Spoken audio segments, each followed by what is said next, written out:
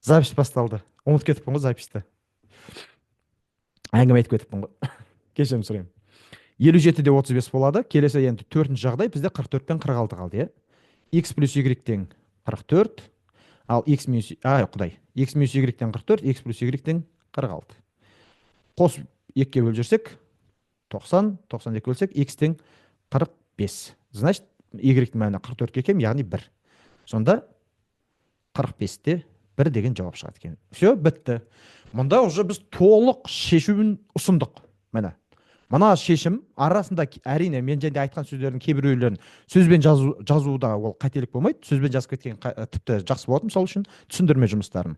Онда толық жету пай алатын вариантымыз бар уже. Міне, біз ең басында істедік. Берілген нәрсені теңдік түрінде жазып алдық. Мінекей. Бұл жерде x тиісті натурал, y тиісті натурал болғандықтан, x минус y-тің де натурал сан болғандықтан, біз мына жақта көбейтіндісі, екі санның көбейтіндісі 224 болатын 8 жағдай бар дедік. Бірақ көріп тұрсаңыздар, бұлар егер бүтін сандар деп берілсе, онда олардың орнын ауыстыру және орын ауысқан екен, каждый барлығының көбейтіндісі оң сан шығу үшін екеуі де теріс болатын жағдай тағы да болады, иә. Сонда әрбір жағдайдан тағы да 4 жағдай туындайтын еді. Біз сол жағдайлардың санын азайтып жатырмыз. Ең біріншіден, егер x минус y деген санымыз бізде x үлкен y болғандықтан натурал сан шығу керек дедік. Ендеше екеуі де натурал сандар. Онда теріс сан болмайды. Ол x плюс y-тен де көрініп тұр енді негізі. Екінші замечание. Ол қайсынан жасадық? Оны біз мынадан жасадық. Міне, мыналардың натурал айырмасы да қосындысы да натурал сан дегеннің арқасында біз минус деген жағдайларды жойдық. Мен мында жазып қойсам да болады негізі. Жазып қоя салайыншы. Мында мынау бірінші жағдай. Бірінші жағдайдың біріншісі, ол екіншісі 224-те 1. Одан кейін көбейтіндісі мына екеуін орын ауыстырғаннан кейін қарама қарсы таңбалары бар, иә. 1 мен минус 224. Егер бүтін сан десе, біз бүтін сан десе осы жағдайдың бәрін қарастыруымызға тура келеді. Минус 224-те минус 1. Бізге натурал сан деп берілгендіктен мына екі жағдайды сызып тастадық натурал санның екенің арқасында. Ал біздің мына бір шартымыз бар. Екі натурал санның айырмасы қосындысынан әрқашан үлкен. Сондықтан біз мынаны да сызып тастадық. Біріншісі кіші болу керек, екіншісі үлкен болу керек деп. Біріншісі үлкен, екіншісі кіші болатын жағдай сызып тастадық біз уже. Мына шарттың көмегімен. Ал енді үшінші шарт бар. Үшінші шартты замечаниені біз былай жасадық мінекей. Егер екі санның айырмасы жұп болса, қосындысы да жұп дедік. Ал егер екі санның айырмасы тақ болса, қосындысы да тақ. Оны көрсету қиын емес. Ендеше айырмасы да қосындысы да тақсан немесе жұпсан. Жұптылығы бірдей болатын жағдайларды ғана қалдырдық. Мысалы үшін мұнда біреуі тақ, біреуі жұп. Сондықтан ол жағдайды қарастырмаймыз. Сызып тастадық. Екіншісінде екеуі де жұп қалдырдық. Мұнда екеуі де жұп қалдырдық. Біреуі тақ, біреуі жұп болғандықтан сызып тастадық. Тақ пен жұпты сызып тастадық. Екеуі де жұп болғандықтан қалдырдық. Мына жерде біреуі тақ, біреуі жұп болғандықтан сызып тастадық та мұнда екеуі де жұп болғандықтан қалдырдық. Міне бізде жалпы бар болған 32 вариантты осы 3 замечанияның көмегімен 32 жағдайда 4 жағдайға шейін азайтып алдық. Есеп шарты бойынша әрине. Сосын осы жағдайдың барлығын қарастырып, біз өзімізге керекті 4 жауаптың 4-еуін де алдық. Сонда жауабы 4 тәсіл бар екен. Мен бүгін негізі асықпай сөйлеп отырмын деп па. Все, кешірім сұраймын. Ал жақсы, талқылайық. Егер осы жер бойынша тағы да айтып жер десеңіздер, мен айтып жіберейін. Міне есепті бастан аяқ аштым. Қай жерін айтып жіберейін, Айжан ханым?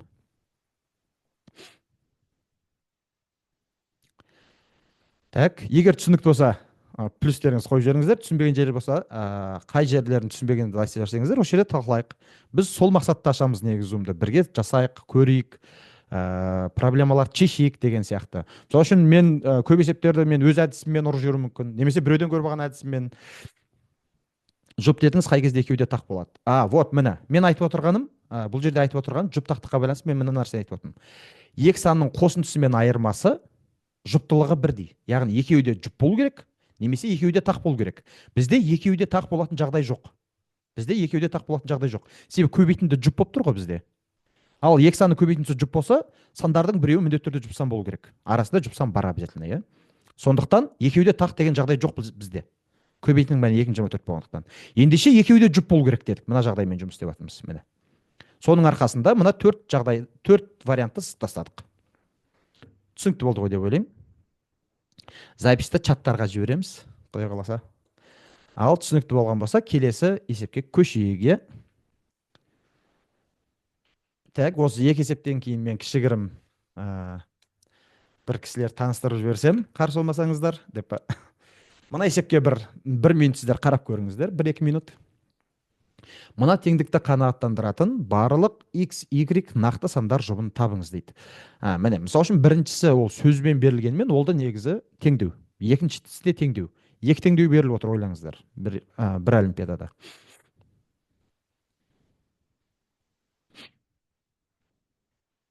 Дискриминантпен, аха.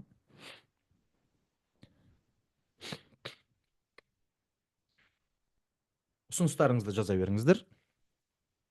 Талқылайық.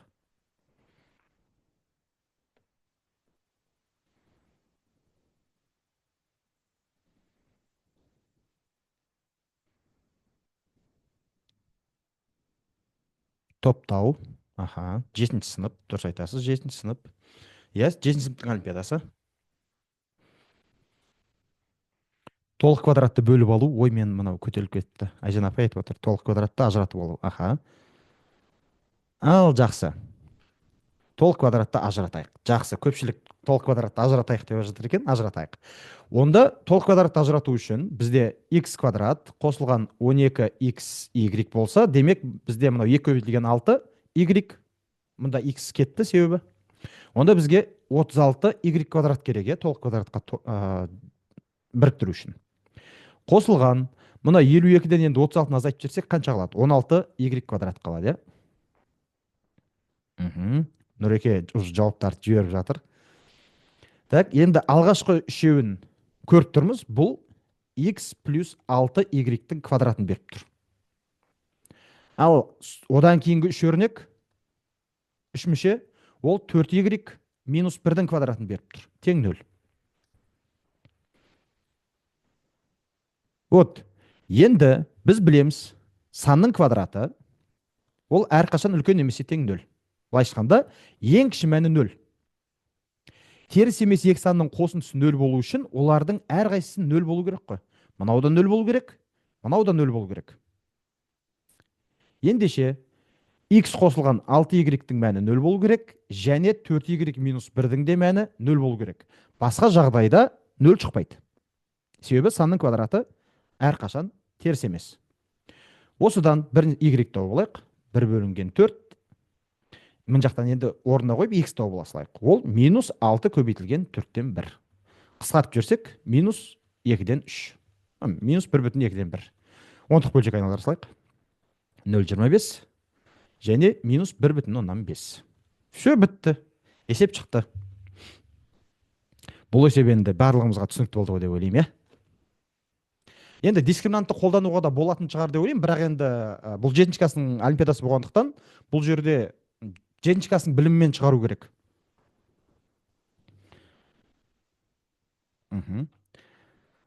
О, 60 адам болып қалыппыз ғой деп көбейіп жатырмыз ақырындап. Құрметті әріптестер, бізде естеріңізде болса, біз 10 күндік вебинар жоспарлап отырмыз, Құдай қаласа. Сол кезде сіздермен бірге тренинг жоспарлап отырмыз дедік қой. Сол кезде Аслан ағай деген біздің ағайымыз бар, тренеріміз. Талдаймыз, Құдай қаласа. 9-10-11-тікін енді в общем, негіз 5-6-тан бастағанбыз, сосын арасында үзіліп кетті, квалтеске кіріп кеттік, арасында сөйтіп жүріп қалдық та. Аслан ағай мен Дәурен ағай, Құдай қаласа, сол кездерде бірге жұмыс жасайтын боламыз, сіздермен бірге. Сондықтан арасында бір таныстырып кетсек па деп ойлағанбыз енді. Қазір енді онда мына есеп сәл ұзақ уақыт алма деп едім, ұзақ уақыт алмай қалды. Тағы бір есеп шығарып жіберейік, содан кейін танысамыз. Кешіресіздер. Сонымен бұл есеп бойынша сұрақ жоқ болса, келесі есепке көшейік. Ал үшінші есеп енді геометрия келіпті. АВС-да тіктөртбұрышында П нүктесі АВ қабырғасының ортасы, С нүктесінен П-да түзуіне СQ деген перпендикуляр түсірілген. BQ тең АД болатынын дәлелдеңіз дейді. Тағы да бір-екі минут өздеріңіз қарап көріңіздер, сызбасын сызып көріңіздер.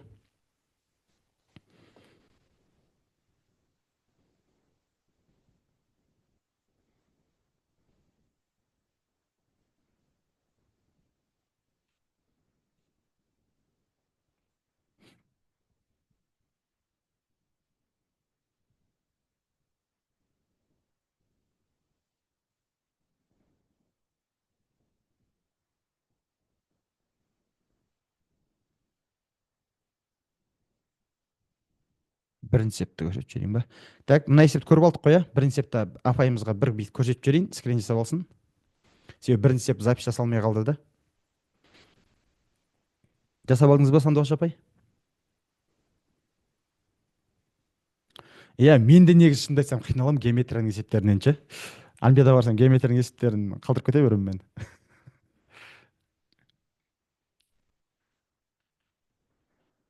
Так, Сандуғаш апай скрин жасап үлгерді ғой деп ойлаймын. Иә, 5-6 класстардың запистері бар, иә. Қазір осы чатқа жіберіп беремін қазір. Осы сет жасап тастайық. Бізде мұнда так П нүктесі, ой, тіктөртбұрыш беріліп тұрған, тіктөртбұрыш бүйтіп салайыншы құрсын. Әдемілік көріну үшін. Так, А, В, С, Д тіктөртбұрышы берілген. П нүктесі АВ қабырғасының дәл ортасы дейді. Так, мына екеуі тең. Тең үшбұрыштар. Аха. С нүктесінен ПД түзуіне перпендикуляр, ПД. Ал, бісміллә, енді дұрыс тапсайық. Ой, ай. Қазір.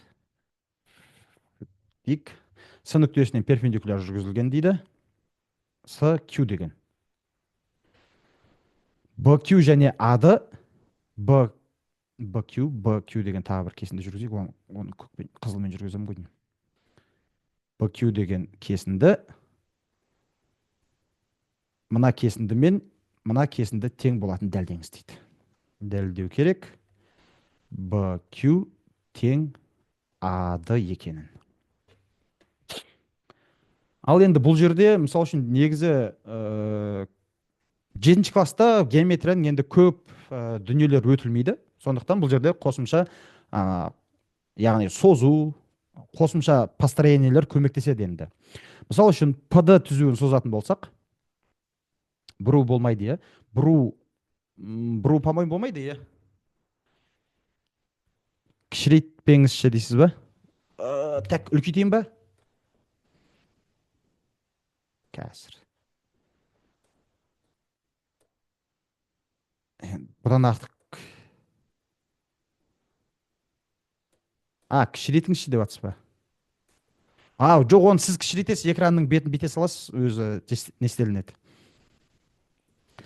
Так, бұл жерде не істейміз? Егерде BS кесіндісінен, мысалы үшін BS кесіндісіне тең болатындай, мына жаққа тағы бір кесінді сызатын болсақ, так, мұны Е әрпімен белгілей салайық.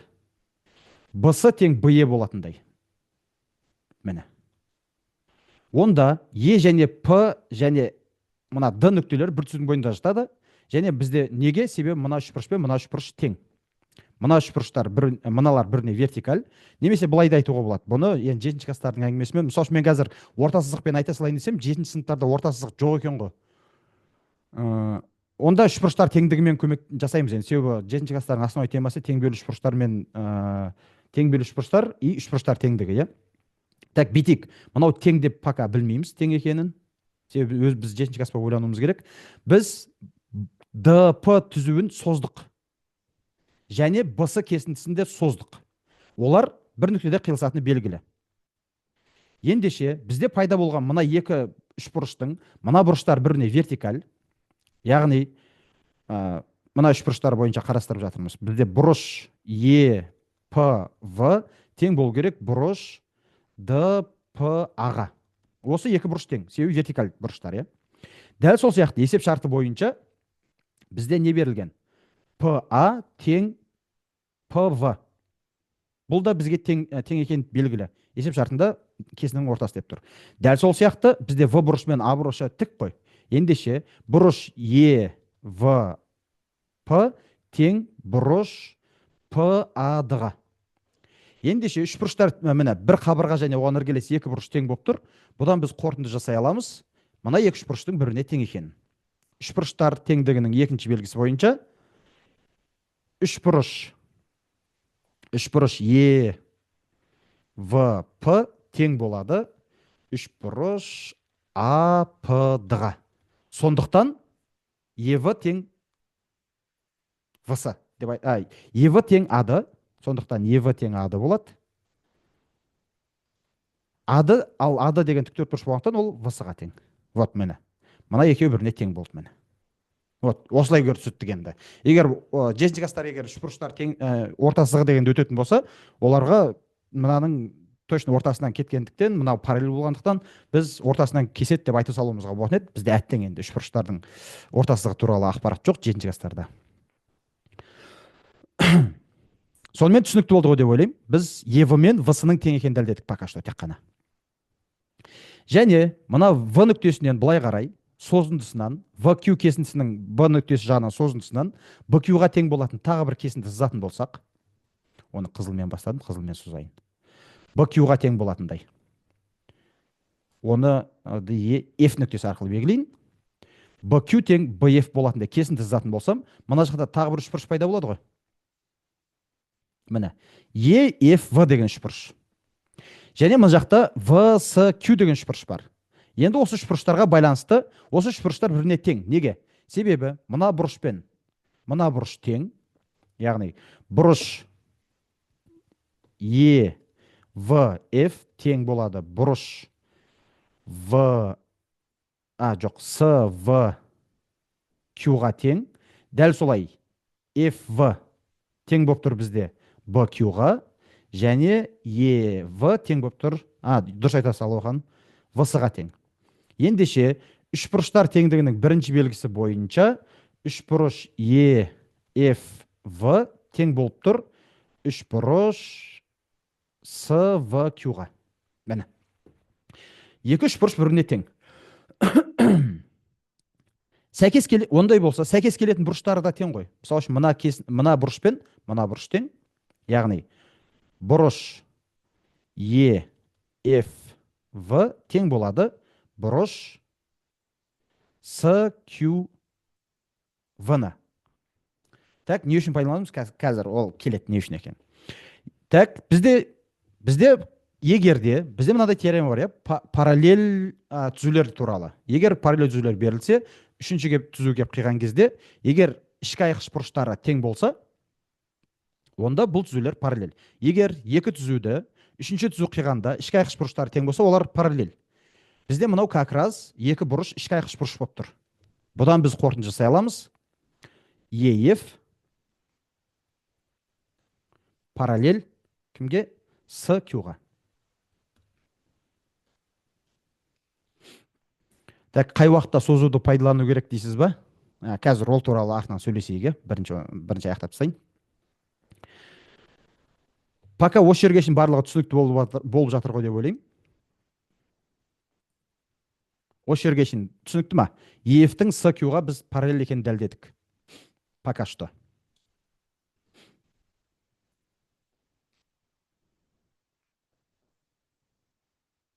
Так, оның не пайдасы бар деп ойланып отқан шығарсыздар, қазір келеміз. Так, осы жерге шейін түсінікті болмаса белгі қойып жүрсеңіздер, себебі сұрақтарыңыз болса, қазір қойып алыңыздар. Не үшін олай болып жатыр деген сұрақтарыңыз болса, қойып алыңыздар, себебі айтатын нәрселер болса, айтып алайық деп жатқаным ғой.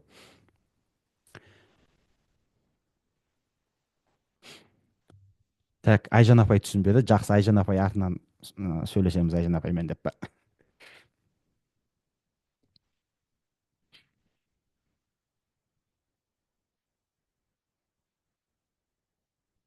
Тік төртбұрыштың диагоналдары тең.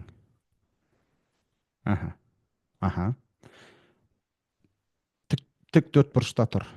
Так, бізде мына SQ перпендикуляр болса, ендеше онда мына бұрышымызда перпендикуляр болады ғой. Себебі мына екеуі параллель. Біреуі қанша градус жасаса, екіншісі де сонша градус жасайды. Демек, мынау 90 градус болса, мынау да 90 градус. Енді осыған келсеміз ғой бәріміз.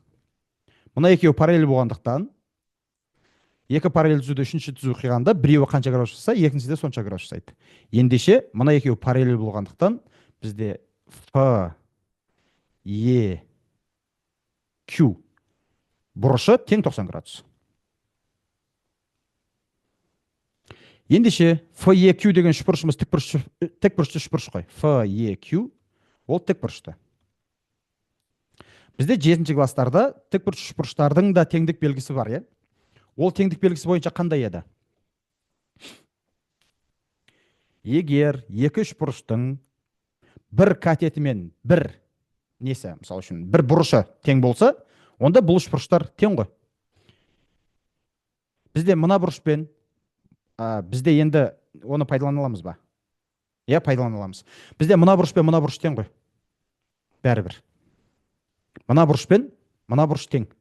Себебі мына бұрышпен мына бұрыштың қосындысы бізде 90 градус беріп тұр. Дәл сол сияқты мына бұрышпен мына бұрыштың қосындысы 90 градус беріп тұр. Ендеше мына бұрышпен мына бұрыш тең. Сонда бізде пайда болып тұрған мына бір үшбұрышымыз тең бөлу үшбұрыш қой. Так, бұны альфа бета деп белгілеймін ба? Белгілеген дұрыс ау, иә? Мынаны альфа дейін. Мына жерді бета десем. Жоқ, бұл жерді бета демеймін. Мына кішкентай бұрышты бета дейінші. Мына кішкентай бұрышты бета дейін. Сонда мына бета деген бұрышпен мына жерімізді егер мынаны альфа демей қойыншы. Мынаны альфа демей қойын. Мына жерді альфа дейін, міне. Біз бағана осы бұрыш бойынша жұмыс істеп жатырмыз ғой. Мына бұрыш альфа болғандықтан мына бұрышымыз альфа болды, иә? Бізде мына үш бұрыш F, E, Q деп ойбай, бісміллә. Ергежан апай, не істедіңіз? Так, F, E, Q деген үш бұрышымыз тік бұрыш болып тұр. Ендеше альфа мен беттан қосындысы 90 градус қой. Альфа плюс бетта тең 90 градус. Дәл сол сияқты бізде мына бұрышпен мына бұрышында қосындысы 90 градус. Мына бұрышпен мына бұрышында қосындысы 90 градус. Сонымен қатар мына бұрышпен мына бұрыш тең. Мына екі бұрыш бір-біріне тең. Содан біз шығарып алып отырмыз. Мына бұрышпен мына бұрыш тең болады, мына бұрышпен мына бұрыш тең болады деп. Ендеше бізде пайда болған мына үш бұрышымыз тең бүйірлі деп шығарып алып отырмыз осыдан. Иә. Мына гипотенузасы болғанда біз пока гипотенузасын білмейміз. Мына бір катеті тең болып тұр пока что. Бір катет ғана тең болып тұр пока бізде. Бір катет, ортақ катеті бар. Гипотенузаларын пока білмейміз. Гипотенузасы тең болатын қазір көрсетеміз. Тік бұрыштар, иә, тік бұрыштардың несін қолданып жатырмыз пока что. Ендеше біздің үш бұрыш E, F, V немесе үш бұрыш V, S, Q бізде тең бүйірлі үш бұрыштар. Бұл үш бұрыштар тең бүйірлі болатын болса, демек VS мен VQ тең болады. Ал VS деп отырғанымыз как раз біздің AD. Бізге дәлдеу керек болған осы как раз VQ мен AD-ның теңдігі болған. Бір катет пен сүйір бұрышы бойынша. Иә, бір катет пен сүйір бұрышы тең болса, иә, катет сүйір бұрыш немесе гипотенуза сүйір бұрыш қой. Немесе екі катет, иә.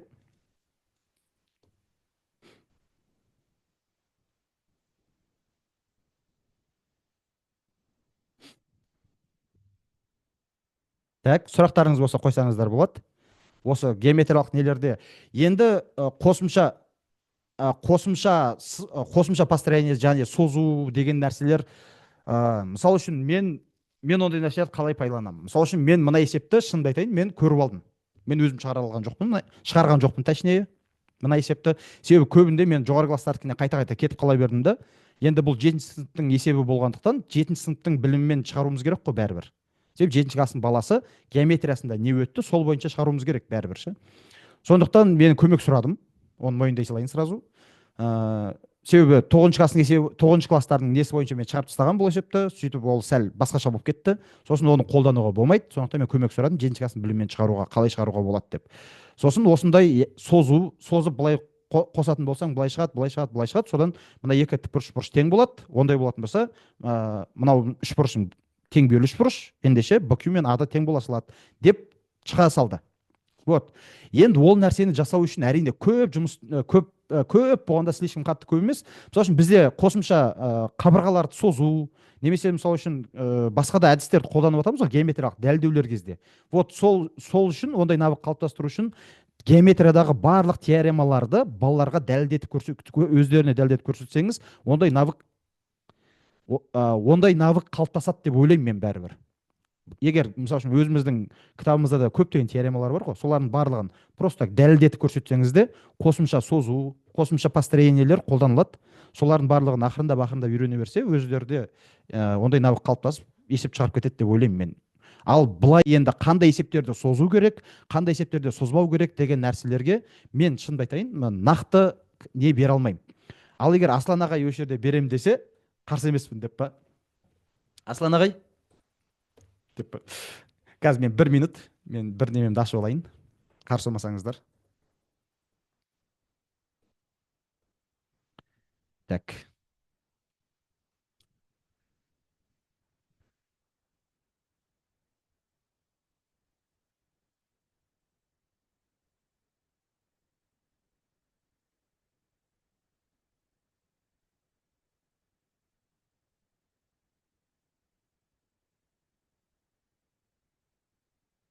Так.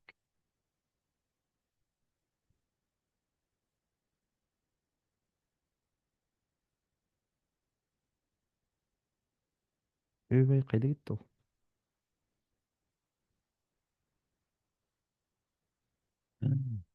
Ойбай. Кешіресіз.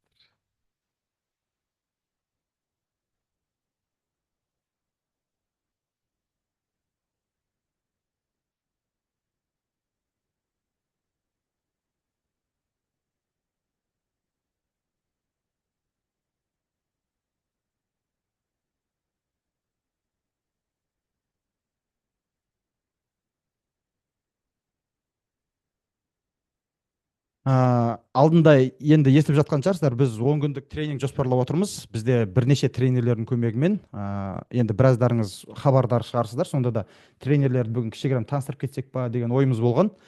Сондықтан қазір біздің Аслан ағай, Дәурен ағайымыз осында отырған болу керек. Иә, Дәурен ағай да, Аслан ағай да қазір как раз геометрия бойынша ағай, Мерей ағаймен күшті сабақтар өтіп жатыр. Енді сол кісілерден қазір кішігірім консультация алып көрсеңіздер, енді консультация беруге мүмкіндік болса әрине. Біз қандай нәрсені жоспарлап отырмыз? Экран көрініп тұр ғой деп ойлаймын. Так, біз, ой құдай, бүйтіп былай ала салайыншы, что-то мынау ашылмайды үлкен болып.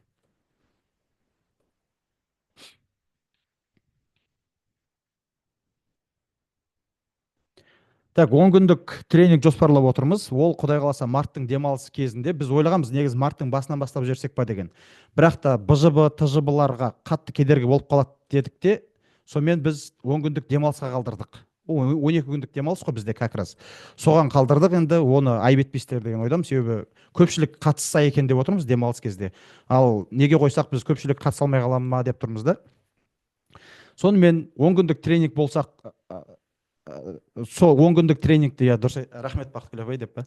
Енді негізгі мақсатымыз қазіргі мысалы үшін Қазақстандағы болып жатқан олимпиадалардан көпшілігіміздің хабарымыз болмауы мүмкін, немесе қалай дайындалу керек екен туралы тренерлермен отырып, содан олимпиадалардан күшті жетістіктерге жетіп жүрген кісілердің көмегімен солармен сөйлесіп, әңгімелесіп, есеп шығару арқылы танысып, ол кісілердің опытымен бөліссек деген ой болған. Бізде енді біз мүмкіндігінше көп материал дайындап жатырмыз қазір. Тренерлердің барлығымен келісіп қойдық.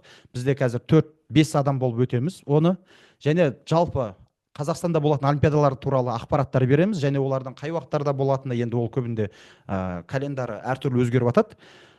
Сонымен қатар 5, 6, 7, 8, 9 сыныптарға арналған 100 тест, 1000 есептен тұратын 100 тест, сынақ тесттер, және олардың 20 тестке талдау болады. Былайша айтқанда 20 нұсқаның талдауы болады. 100 нұсқа сіздерге береміз ба деп отырмыз, құдай қаласа.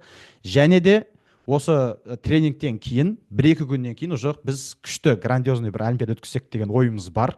Бірінші кезең іріктеу, екінші кезең аймақтық, және үшінші кезең республикалық деп әрбір облыстан, әрбір аймақтан өткен кісілерді Алматы қаласына шақырып күшті өткізсек па деген ойымыз бар. Себебі былтыр көрген болсаңыздар, біз бірнеше мұғалімдерді Алматы қаласына шақырып, ол кісілермен біраз жұмысымызбен таныстырып, солай жұмыстар жасағанбыз. Сол нәрсені тағы да биыл істегіміз келіп тұр, бірақ олимпиада бағытымен именно. Енді бізде ол жерде жұмыс істейтін, сіздермен бірге өз опытымен бөлісетін, өзінің несімен бөлісетін мен біреуі, сосын Дәурен ағайымыз. Енді Дәурен ағайымыз бізде Қарағанды қаласының мықты математигі. Енді олимпиадамен айналысып жүргеніне біраз уақыт болған, және қазіргі уақытта Мерей ағаймен бірге сабақ оқып жатыр. Мен де оқып жатырмын, бәріміз оқып жатырмыз осы жердегі деп па.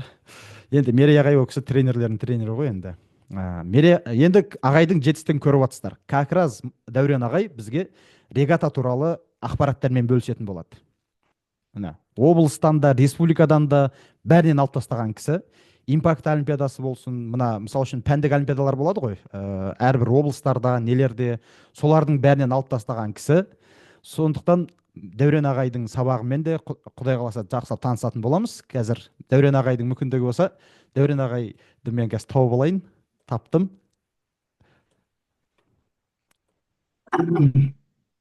Ассалаумағалейкум, қалыңыз қалай? Ассалаумағалейкум Дәурен ағай, қалдарыңыз қалай болып жатыр?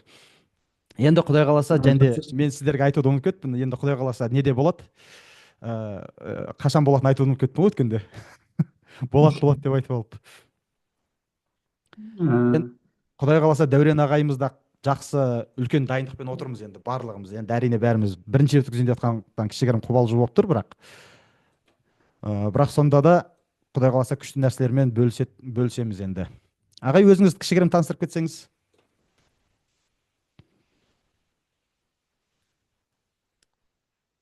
Ой, мен қайтын өшіп тастадым ба? Дәурен ағай шығып кетті ма? Ой, Дәурен ағай ұялып жатыр ма? Все, болды. кететін шығар енді керемет емес жетістіктеріміз, шүкір енді. Ойбай, еңбек етіп әні менсінбейді, әні республикадан алған орынды менсінбейді Дәурен ағай деп па? Керемет емес деп. енді сіздерге жете алмай жатырық, енді бұйырса еңбек етіп алдағы уақытта жетеміз деген ойдамыз.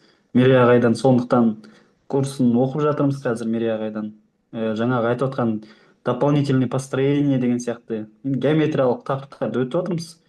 Доп построениенің есептерін жаңағыдай қай кездерде қолданамыз деген сияқты. Арнайы оны былайша айтқанда спорт сияқты да, негізі белгілі бір тематикамен жұмыс жасап, сол темадағы тақырыптармен ғана жұмыс жасасаңыз, ол сізде бір дағды қалыптасады да, сол кезде ғана деп ойлаймын мен. Өз басым тоже геометриядан мықты емеспін, бірақ кейбір кезде дәлелдеулерде мысалға қолданамыз. Мысалға медиананы созу деген сияқты, екі есе созу, тіктір параллелограммға дейін толықтыру деген сияқты. Енді жалпы сол енді жетістіктеріміз ондай қатты көп емес, енді қатты деп те айта алмаймын, бірақ шүкір әйтеуір орын алып жатырмыз барған жерімізден. Соның барлығы еңбектің арқасында. Осылай спорт сияқты ғой, былайша айтқанда олимпиадаға дайындалу үшін сіз белгілі бір сол олимпиада типтегі есептерді шығарып отыруыңыз керек та, сол бағытқа дайындалып тек үнемі дайындықпен жүруіңіз керек болады. Аз-аздан болсын үнемі дайындықпен жүрсеңіз сіз жетістікке жетесіз деп ойлаймын. Сол Иә. мен айтарым.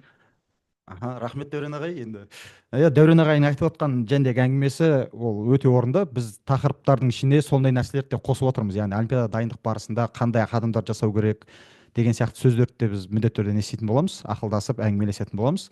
Және Шымкент қаласындағы Ништас дейтін Мұхитов Акрам ағайымыз бар. Ол кісінің негізі жетістіктері көп, негізі мына жаққа импакттарды пытырлап жасап жатыр. Негізі регатадан, мынау регата деп тұрған республикалық регата, Зерек ұстаз деп тұрған ол республикалық олимпиада тоже. Мына жақтағы импакт РФМШ деген ол халықаралық олимпиадалар, РФМШ-ның өткізетін халықаралық олимпиадасы. Вот биыл 2025 жылы уже бірінші дәрежелі диплом болды, оған дейін екінші орындар алған екен. Акрам ағайымыз да бізде Мерей ағаймен бірге оқып жатыр қазір. Енді құдай қаласа тек қана бірінші орын аламын деп отыр ол кісі. Келесі, енді Акрам ағай және кірді ме кірмеді ме білмедім. Және бізде үшінші тренеріміз ол Аслан ағайымыз. Енді Аслан ағай бізде міне көріп отқандарыңыздай халықаралық олимпиадалардан бұл кісі енді постоянно қалмайды. Бірінші орындарды постоянно алып кетеді. Көп ақша ұтып алады бұл кісі деп па. Және регата мында Ақтөбе қаласындағы республикалық регатадан үшінші орын, және халықаралық импакт олимпиадасында биыл 2025 жыл тоже бірінші орын. Мында да бұл кісілер енді бұл кісі тоже нелерді жазбаған, көпшілігін основной дегендер жазып қойған. Енді Аслан ағай бар болса кішігірім.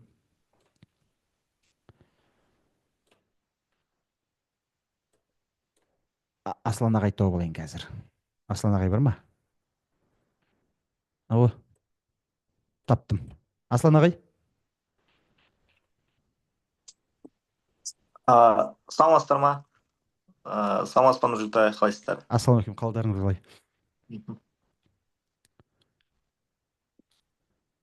Менің дауысым естіліп тұр, иә? Иә, естіліп тұр, аха. Аха. Енді не айтам?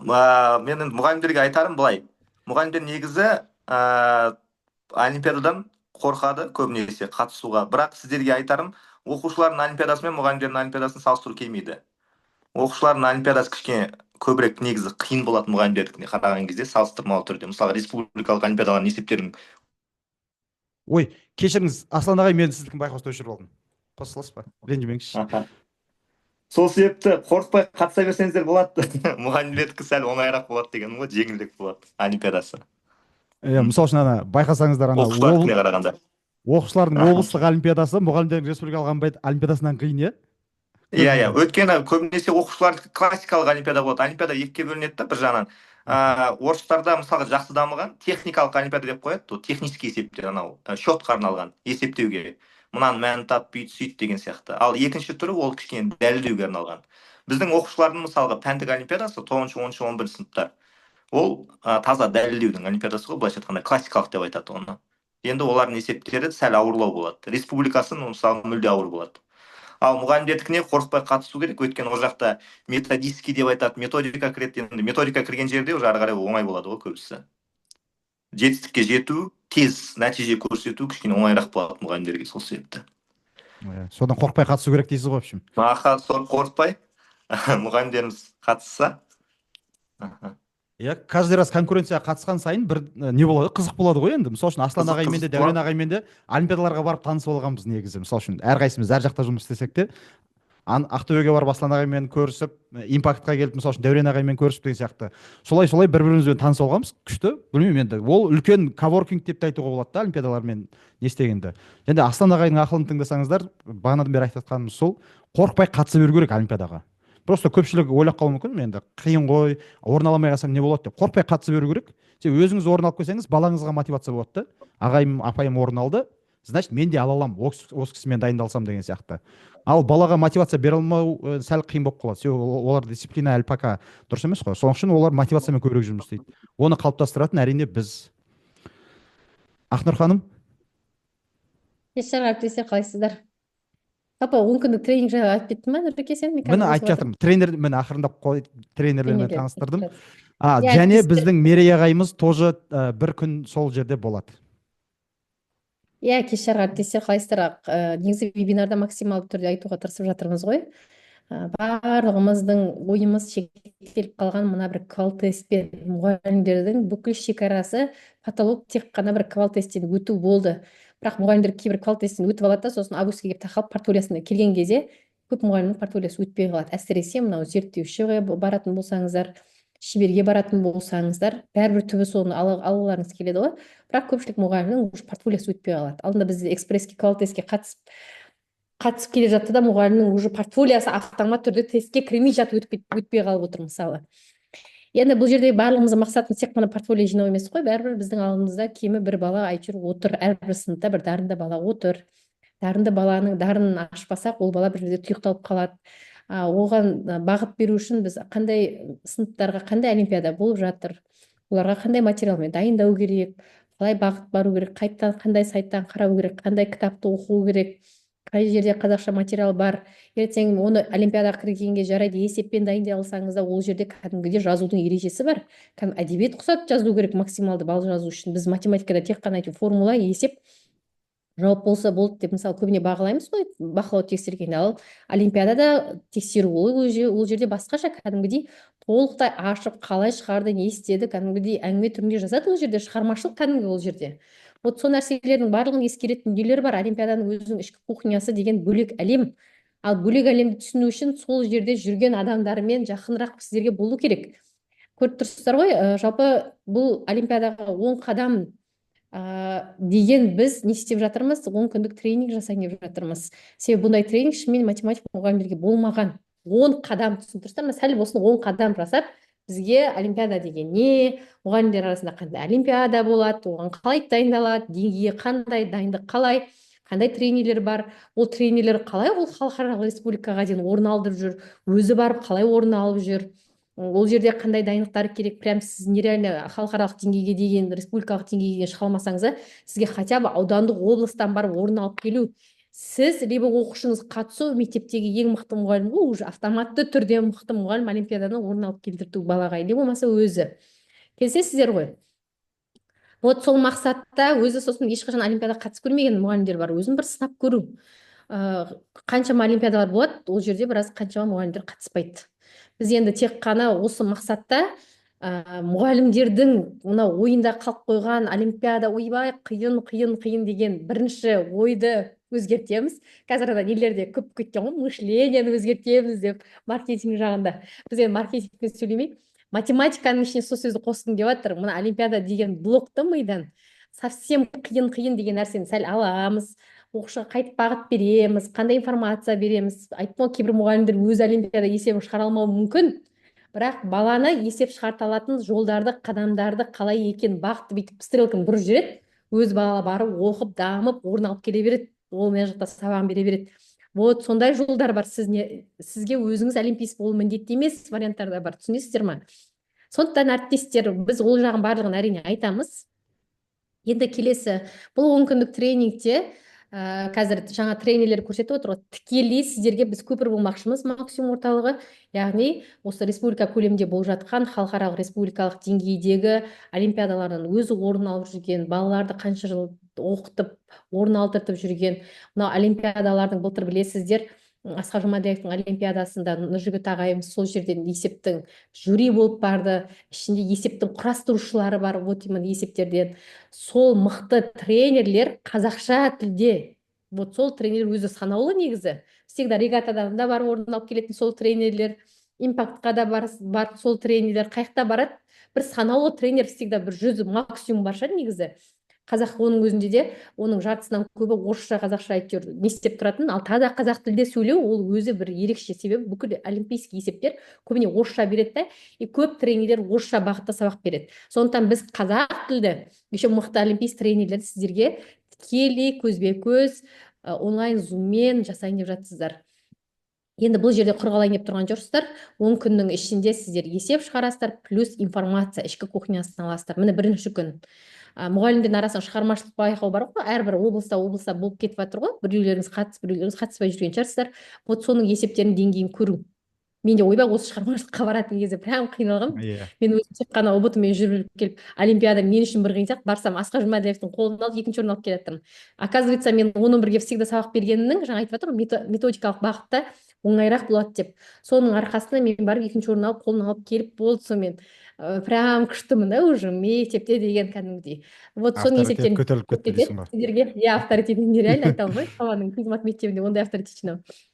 Келесі мысалы, соның плюс есептерін деңгейін көресіз, сосын қандай мәселе қозғалады. Республикалық олимпиадалар қандай өңірлер мен мектептердің нәтижелері жоғары, төмен көрсеткішті өңірлер мен мектептердегі мәселесі неде деген толықталады. Вот, мәселеге тоқталады, статистика көрсетіледі. Келесі, Нұреке. Оны Нұржігіт ағайымыз өтеді. Екінші күн міне 5-6 сыныптың аудандық олимпиадасы есептерін шығару методикасы болады. Не мәселе талқыланады. Бір примерно 1 сағат уақыт деп алатын болсаңыз, оның 50-60% есеп шығаруға қалған уақытын біз көбіне қосымша бүкіл олимпиаданың ішкі кухнясына тоқталамыз. Қандай мәселе тоқталады? Олимпиадаға дайындықты мұғалімдердікі деп немесе оқушынікі деп бөлген дұрыс па?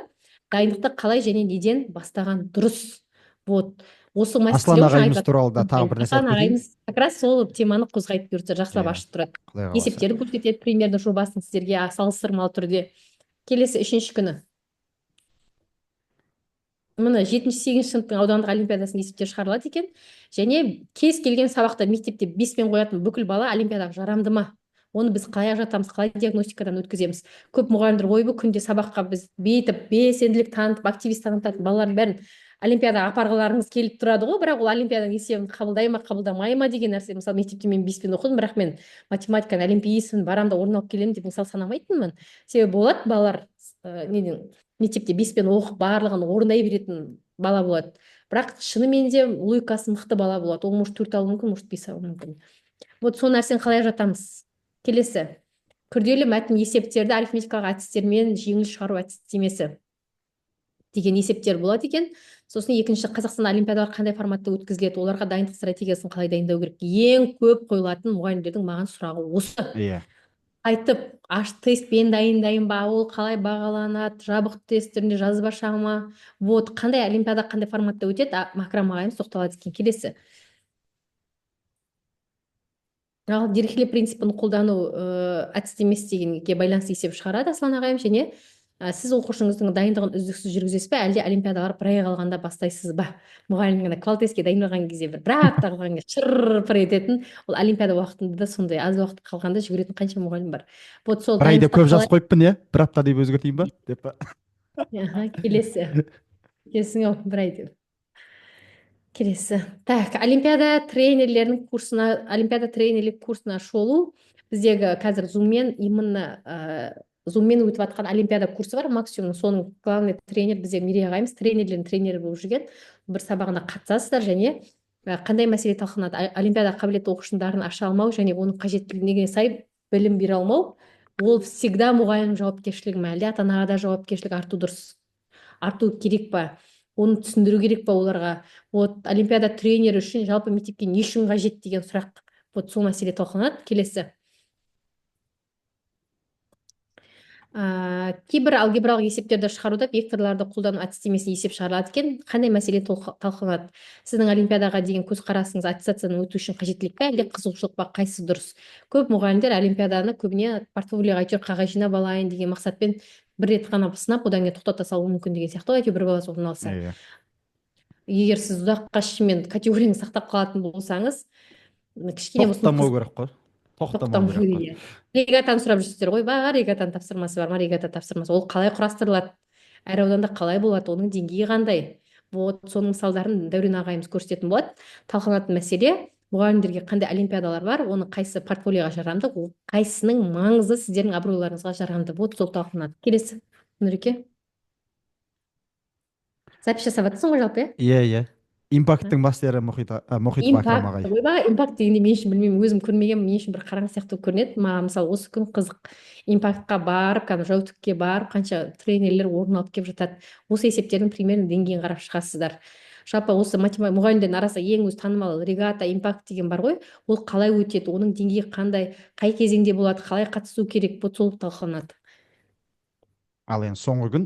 Соңғы күні жалпы бүкіл тренерлердің командасы бірге қосылып, сіздерге толықтай тәжірибесі, жұмыс нәтижелерімен танысасыздар, қалай балалар дайындап жүр, қандай мотивация беріп жүр, қалай жалпы республика көлемінде қандай олимпиадалар бар, қай кезеңде қандай олимпиадалардың маңызы жоғары, жалпылама ақпарат береді, өз тәжірибесімен бөліседі, сұрақтарыңыз барлығын қойып, осы күні керемет бір жабық жүретін дөңгелек үстел сияқты болады. Дөңгелек үстел сияқты жүреді, сұрақтарыңызды дұрыс былай да қойып алсаңыздар болады. Енді түсініп отырған шығарсыздар, бұл курс емес. Бұл жоқ, бұны ашпай ақ қой, номер бір нәрсе дұрыс емес. Нұреке, мен қазір чаттың сілтемесін жіберемін. Бұл курс емес, түсініңіздер. Кеше мұғалімдер айтып жатыр ғой, ойбай шексіз випте отырмыз ғой, новый курс болса бізге ашып қоймаймыз. Жоқ, бұл курс емес, бұл тренинг. Кәдімгі тренинг деген сөз түсініп тұрған шығарсыздар. Сіздерге максималды түрде ақпарат беру, ішкі кухнясын түсіндіру, тікелей тренерлерді әкеліп сіздермен байланыстырып, сұрақтарыңызды қойып, кішкі қаншама маған жеке қойып жүрсіздер ғой, мен бір тренер болып бүкіл олимпиаданың орнын алып келіп жүрген сияқты өте көп жеке сұрақ қоясыздар. Дұрыс қой, енді максимум ұйымдастырып жүргеннен кейін, математика мұғалімдердің ортасын біріктіріп отқаннан кейін 100% бүкіл любой сұрақ, мен даже тест центр директоры кетемін кейде, шыны керек. Тест қойсаң сұраққа жауап беріп кетесің бе? Иә, келесің, вот сондай нәрсені қоймасам тренингке. Вот сол именно олимпиадаға қатысты сіздерді тікелей тренерлермен көріп тұрсыздар ғой, күшті осындай жұмыс жүргізілмекші 90 демалысында бұйыртса. И барлықтарыңыз қатысасыз ба дегім келіп жатқан жоқ, прям жестко айтып жатырмын. Мен өзім курс қатысушылардың барлығына да естіп жатқан сырттан, енді біздің вообще курс қатысушы емес мұғалімдер арамызда отырса да барлықтарыңыз қатыса аласыздар. Бірден айтайын, бұл ақылы. И бағасын бір сіздерге бір қолжетімсіз етіп қойған жоқпыз. Себебі бізге бүкіл тренерді әкелу, бұның артынан еще олимпиада болады бізде үлкен. Олимпиада біткеннен кейін үлкен олимпиада ұйымдастырылып жатыр. Ол ерекше форматта, біздің өзіміздің максимум форматы. Ол жерден точно барлықтарыңыз қатысасыздар. Тренингке қатысты кім? Барлық автомат түрде ол жаққа тегін қатыса береді. Бұған қатысу жалпы құнды негізі 30 мың деп қойған болатынбыз, бірақ мұғалімнің максималды түрде қатысын деп бүкіл мұғалімге 70% жеңілдікпен 10 мың теңгеге қазір естіген мұғалімнің барлығы жазылып жатыр. тренинг, бұл күшті тренинг, и бүкіл мұғалім, өсетін мұғалім, алдағы уақытта баланы дайындайтын мұғалім, түбі зерттеуші шеберге жүгіретін мұғалімнің барлығы балаға бір нәрсе айту үшін де кішкене өзіміз соған түсінікті қалыптастырып алайық. Есеп талдайсыз, тренерлермен кездесіз. Я 10 мың теңге жалпы 10 күнге. Еще бөлек сайттан папка ашып береміз, запистерін салып, плюс материал алайын деп тұрсыздар, көріп тұрсыздар ғой. Толық түсінік аласыздар, материал аласыздар, 100 тест, 1000 есеп. Құр қайтарып жатқан жоқпыз ғой, біздің всегда береріміз көп, біліп тұрсыз ғой. 100 тест, 1000 есеп, каждый примерно оның 20% шығару жолымен аласыз, и артынша олимпиадаға қатысасыздар. Әріптестеріңізге айта жүріңіздер, қалып кетпесін. Бұндай ақпаратты ешкім ешқашан бермеген, бұндай тренинг болмаған. 2 апталық, 1 күндік, 2 күндік бір жиналыстарға барып келіп жатсыздар ғой. Әйтеуір мектептің айтуымен, қозғауымен, түртуімен. Бұл жерде енді сіздердің еріктеріңізбен, сіздердің мәселелеріңіз болғаннан кейін бұл жерден қалмауларыңыз керек. Түсінікті ме әріптестер? Бар жоқ 10 мың теңге ретпен төлейсіз бе? 3 ай тегін төлеу бар оның өзін, андай Каспийдің. Вот сөйтіп төлейсіз бе? Бірақ точно қатысыңыздар. Мен чаттың сілтемесін жіберемін. Қазір осы неге. Сосын артынан конкурс болады, конкурстың сыйлығын біз максимум өзіміз қоямыз, бұйыртса. Күшті подаркілер болады деп айтып қойған ба қазірден бастап?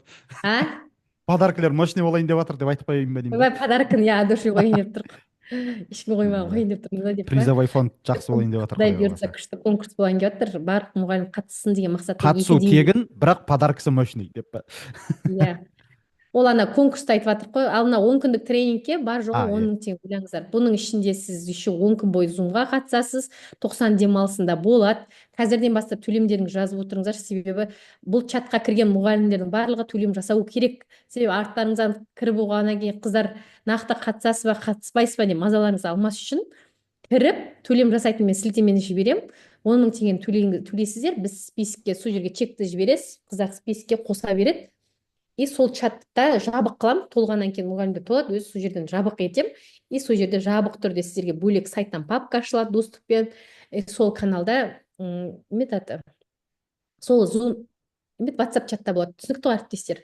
Мен чаттың сілтемесін қазір Zoom-ның несіне қойдым, чатына қойдым. Айжапайсыз, шексіз ғой, сізге шексіз болады. Негізі 1 жыл. Шексіз виптердің несі шексіз болып кете беретін болды ғой бізде. Ал онда. Бізде біресе қалып деп. Кіргізіп алайын мен мұғалімдердің барлығын. Жақсы. Бәріне қатысасыз ба деп жатқан жоқпын мен. Қатысыңыздар деп жатырмын қазір. Уже сондай болып отыр. Бұл жерден енді бізден беретініміз бәрі көп информация, бүкіл мұғалімнің мәселесі 99-да 9% шар. Бұл мәселе шынымен де. Ар жағында 1% ол қар жағында тренерлер ғой примерно. Бағана бір сұрақ қойып жауапсыз қалып қалды, жауап бере салайыншы. Негізінен уақытын барлығымызға ыңғайлы қылып, бәріміз спокойно отыратын уақытқа қоямыз, уайымдамаңыздар. Күндіз обедке қойып тастамаймыз, кешкісін отырып, осылай өзіміз отырып, есеп шығарғанға бір от души әңгімелесу үшін қоямыз. Сондай уақытты таңдап қоямыз. Демалыс кездерде болады, 90-дық демалыс кезде. Сондықтан кешкі уақытқа қорықпай қатыса беріңіздер.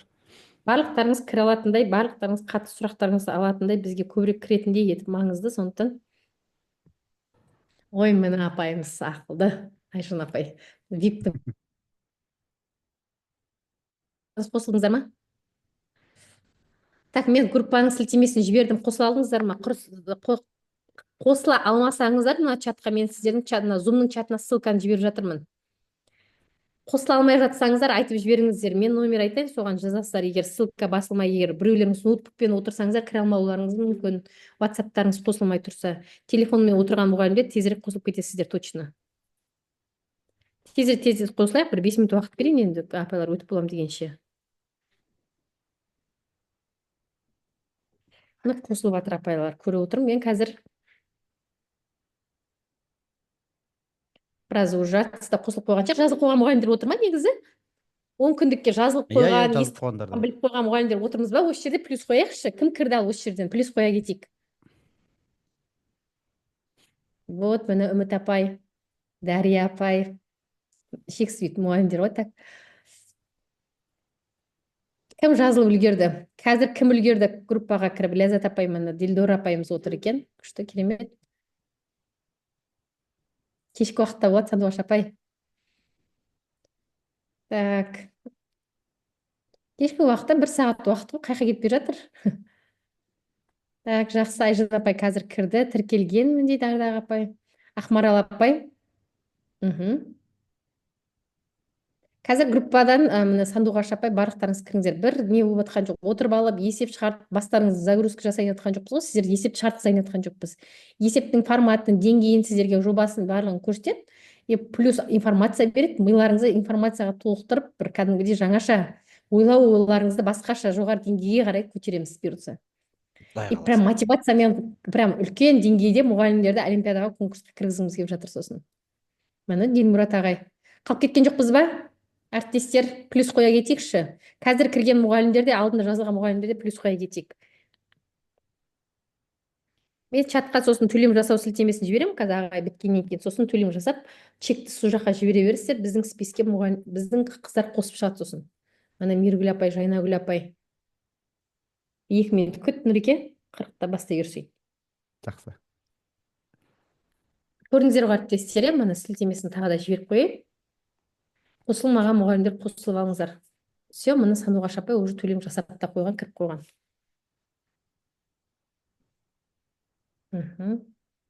Мына Қарлығаш апай кіріп жатыр мына жақтан. Тездетіп жіберейік әріптестер, міне.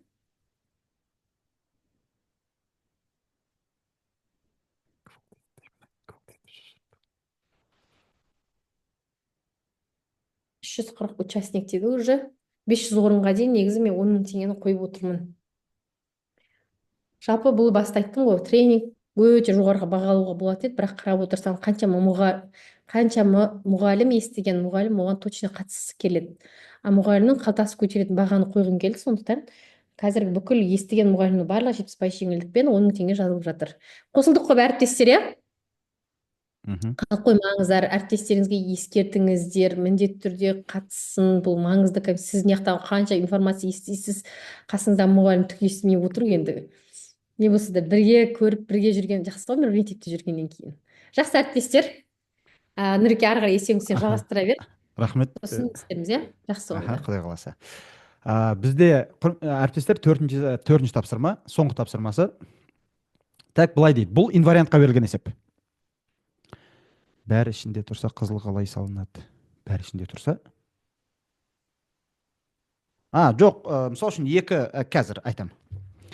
Бізде қорапта 2023 жасыл шар бар, қораптың ішінде 2024 қызыл шар бар, және 2025 көк шар бар. Бұл инвариантқа берілген есеп. Ол инвариант туралы таныс кісілер болса, бұл тапсырма проблема туындатпайды деп ойлаймын. Қораптан кездейсоқ 2 шар шығарылады. Егер олардың түстері бірдей болса, 2 шарды алды ғой, мысалы үшін 2 жасыл алуы мүмкін, 2 қызыл алуы мүмкін, немесе 2 көк шар алуы мүмкін.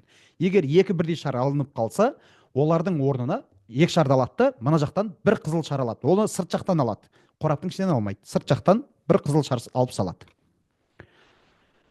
Ал егер 2 шардың түстері әртүрлі болса, онда 2 шардың орнына 3-ші шарды алады. Мысалы үшін жасыл мен қызыл алынып қалса, көк шарды салады.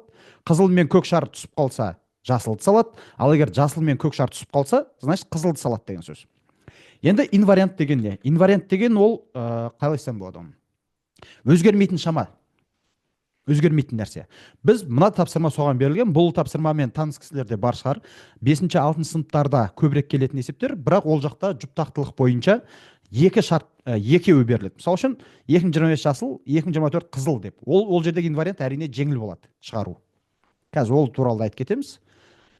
Ал бұл жерде қалай жұмыс істейміз? Инвариантты қалай анықтаған дұрыс? Әрине, ол бірден анықтала қоймайды. Оны біраз отырып табасыздар, іздейсіздер, пробовать етіп көресіздер. Қандай ситуацияда шарлардың саны қалай өзгеріп жатыр, немесе қандай шама қалай өзгеріп жатыр. Мен мынандай бір шама енгізейін. А дегеніміз ол көк шарлар мен жасыл шарлардың айырмасы болсын. Қораптағы көк шар мен көк шар және жасылдың айырмасы. Так, сонымен жаз қойын. А тең көк минус жасыл деп. Енді мен осы А деген мәннің өзгеруіне 4 түрлі жағдай. Бізде 4 түрлі ситуация бар, иә? 4 емес, 6 ситуация, точнее. Бірінші жағдайда үш жағдай бар, яғни екі жасыл түсіп қалуы мүмкін, екі қызыл түсіп қалуы мүмкін, немесе екі көк түсіп қалуы мүмкін. Ал екінші жағдай, яғни екі түрлі деген жағдайда бұл жерде не болады? Бір жасыл және плюс бір көк түсіп қалуы мүмкін, немесе бір қызыл және бір көк түсіп қалуы мүмкін, немесе бір қызыл және бір жасыл түсіп қалуы мүмкін. Жасыл мен қызылды айтқан жоқпын, дұрыс. Ал енді бірінші ситуацияда мына жағдайлардың әрқайсысында қалай шарлардың саны, яғни аның мәні қалай өзгереді, көрейік. Бізде екі жасыл шар түссе, екі жасыл шар түсетін болса, біз екі жасыл шарды азайтып тастаймыз ғой. Яғни көк шар саны өзгермейді ол жерде. Көк шар өзгермейді, көк өзгеріссіз қалады, өзгермейді. Ал жасыл екіге азаяды. Неге? Себебі екі жасыл шарды алады, ол кезде қызыл шар салады ғой. Сондықтан ол көк шарға әсер етпейді. Ендеше аның мәні қалай өзгереді? Міне жасыл шар, көк шар өзгерген жоқ, жасыл шардың саны екіге азайды. Демек аның мәні қалай өзгереді? Екіге артады ғой. Екіге артады. Себебі жасылдың мәні, азайғыштың мәні азайып жатыр. Ендеше айырманың мәні артады. Ал егер екі қызыл шарды екі қызыл шар түсіп қалса, екі қызыл шарды аламыз, орнына тағы бір қызыл шар саламыз. Ендеше көк өзгермейді. Дәл солай жасыл тоже өзгермейді. Өзгермейді. Ендеше айырма, яғни аның мәні өзгеріссіз қалады. Өзгермейді. Так, ал егер екі көк шар түсіп қалса не болады? Екі көк шарды аламыз, оның орнына бір қызыл шар саламыз. Көк шар саны екіге азаяды. Көк екіге азайды. Ал жасыл өзгерген жоқ. Өзгермі дей салайын. Онда аның мәні екіге азаяды, кемейді. Екіге кемейді дей салайыншы. Кемейді. Рахмет Аллах. Оны азаят деген ұзақ сөз екен, кемейді деп қолданамын енді. Екіге кеміді. Сонымен бірінші жағдайдың үш жағдайын барлығын қарастырып шықтық. Ал егер бір жасыл мен бір көк шар түсіп қалса не болады? Онда көк шар біреуге азаяды, бірге кемейді. Бірге, ойбай, мен дұрыстап жазайыншы. Сәл почеркім бачыты, енді кешірім сұрайын. Бірге кемейді. Дәл солай жасыл шарларында саны бірге кемейді. Неге? Себебі бір жасыл мен бір көк шар түссе, ол шарлардың саны өзгермейді, тек қана не істейді? Бір қызыл шар салынады. Және жасыл тоже бірге кемейді. Бірге кемейді.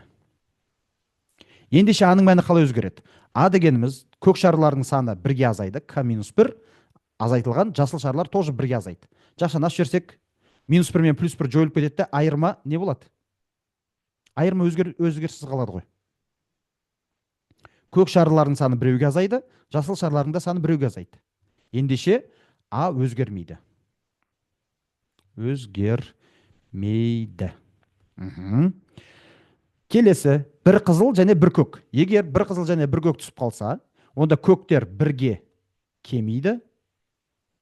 Ал жасыл, міне бұл жерде жасыл шарлар алынған жоқ, керісінше жасыл шар салынады. Себебі үшінші шар салынады ғой. Ендеше жасыл шарлар бірге артады. Ендеше бұл жағдайда, мына жаққа бұл жағдайда есептей салайық, мына астына. Бізде аның мәні К-1, ал жасыл шар бірге артты. Ж+1. Жақшаны ашып жіберсек, А-2 болады ғой. 2-ге кемейді. А 2-ге кемейді. Келесі. Ал егер бір қызыл мен бір жасыл шар түсіп қалса не болады? К 1-ге артады. 1-ге артады. Көк шар қосты, жасыл шарды керісінше алып тастады. Ендеше жасыл шар 1-ге кемейді. Онда біздің жағдайымыз А тең К+1 азайтылған Ж-1. Жақшаны ашып жіберсек, А+2 болады. Яғни Аның мәні 2-ге артады. Так, осы жерден Аның өзгерістеріне қарайтын болсақ, аның мәні барлығында немесе өзгермейді, бір ситуация болуы мүмкін, өзгермеуі мүмкін, немесе екіге артуы мүмкін, немесе екіге кемуі мүмкін. Ендеше аның бастапқы мәні жұп сан болса, онда барлық жағдайда аның мәні жұп болып қала береді ғой. Келсеміз ба? Егер бастапқыда аның мәні жұп болса, онда барлық 6 ситуацияның 6-ауында да аның мәні әрқашан жұп. Аның мәні әрқашан жұп. Бол, біздің инвариантымыз осы аның мәні. Яғни аның жұптылығы біздің инвариант. Ендеше енді қарайық. Бізде шарлардың саны каждый қадам сайын біреуге азайып жатыр. Значит, күндердің күнінде точно соңында бір ғана шар қалатыны түсінікті. Себебі шар саны біреуге азайып жатыр, сонда последний шар міндетті түрде бар болады. Одан кейін жүріс жасай алмаймыз. Себебі біз екі шар алуымыз керек қой. Шарлардың саны бір шар қалады, бітті, жүріс тоқтайды. Сол қалған шарды табуымыз керек. Ал біз біліп отырмыз, аның мәні жұп екен. А жұп. Ендеше а дегеніміз бізде көк шар мен жасыл шардың айырмасы емес пе? Демек, бұдан аның ең кіші мәні 2 шығуы мүмкін, немесе 0 шығуы мүмкін. К-ның мәні, егерде соңында бір шар қалса, ол шар көк пен жасылдың айырмасы 2, никак болуы мүмкін емес. Ал егер соңында бір шар қалатын болса, ол көкте жасылда болуы мүмкін емес. Себебі айырмасы 0 болу үшін 1 минус 1 қалу керек қой. Бір шардан қалу керек.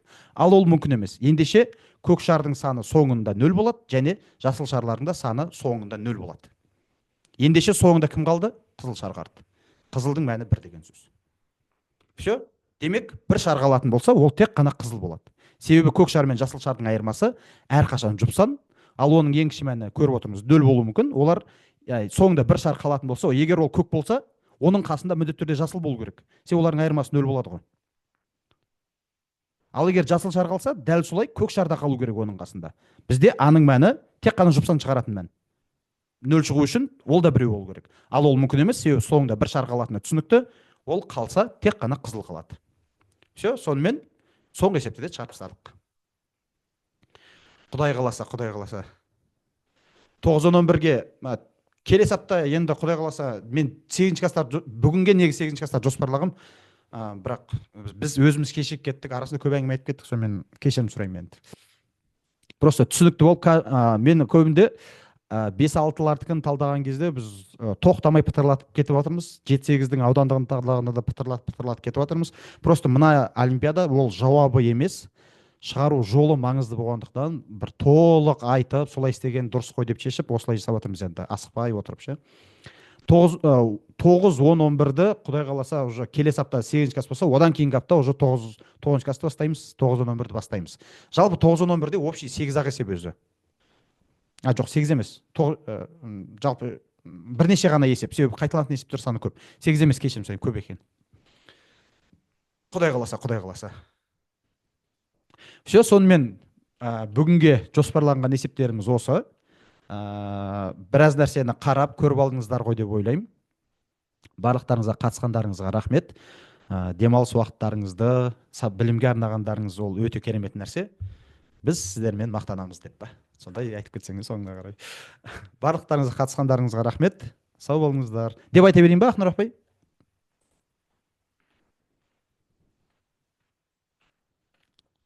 Ақнұр апай бар ма? Ақнұр апай жоқ екен. Все, онда жақсы әріптестер, сау болыңыздар, қатысқандарыңызға рахмет. Келесі вторник күн жолығамыз, құдай қаласа. Каждый вторник жолыға отырайық.